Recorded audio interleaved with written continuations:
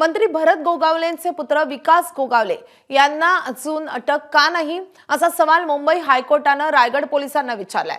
पुतणे महेश गोगावलेलाही अजून अटक का नाही असंही कोर्टाचं म्हणणं आहे।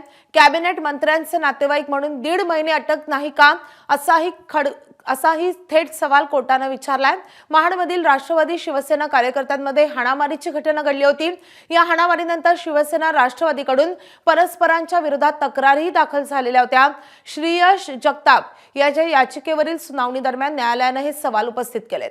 विकास गोगावले आणि महेश गोगावलेंचे जामीन अर्ज अनेकदा फेटाळण्यातही आल्याचं कळतंय आणि त्यामुळेच आता पोलीस काही कारवाई करणार का हेच पाहणं महत्त्वाचं असेल।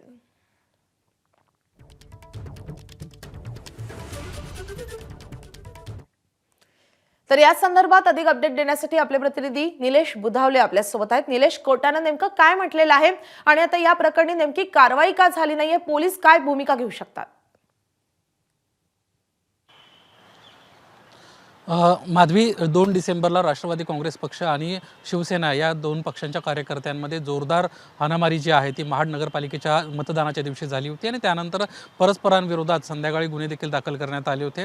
या घटनेला साधारणपणे आता 1.5 महिन्यापेक्षा देखील जास्त काळ ओलांडलेला आहे। मात्र अद्याप भरत गोगावलेंचे पुत्र असणारे विकास गोगावले आणि त्यांचे पुतणे महेश गोगावले यांना अद्याप ही अटक झालेली नाही आहे। त्यामुळे कुठेतरी ते कॅबिनेट मंत्र्यांची मुलं आहेत, कॅबिनेट मंत्र्यांचा पुतणे आहे म्हणून कुठेतरी तुम्ही त्यांना सपोर्ट करताय का, तुम्ही त्यांना संरक्षण देताय का, अशा पद्धतीचा खडा सवाल आता मुंबई उच्च न्यायालयानं उपस्थित केलेला आहे। रायगड पोलिसांना खास करून या प्रकरणी झापलंय आणि यांना तत्काळ अटक करावी अशा पद्धतीची देखील या ठिकाणी सांगण्यात आल्याचं आपल्याला पाहायला मिळतंय।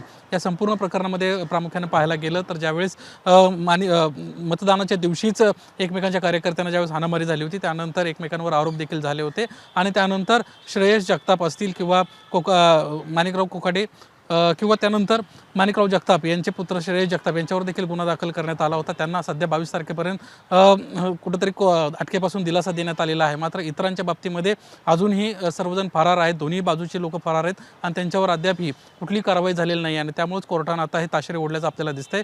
मुंबई उच्च न्यायालयाला 17 तारखेला या संदर्भातली ऑर्डर दिलेली आहे आणि त्यांच्या संदर्भामध्ये अनेक भरत गोगावले यांच्या अनुषंगाने प्रश्न उपस्थित केल्याचं देखील आपल्याला दिसतंय। नक्कीच कोर्टाच्या या कडक ताशेऱ्यांनंतर आता पोलिसांकडून काही तातडीची कारवाई होते का हे पाहणं महत्त्वाचं असेल। निलेश, धन्यवाद या सगळ्या सविस्तर माहितीसाठी। एबीपी माझा, उघडा डोळे बघा नीट।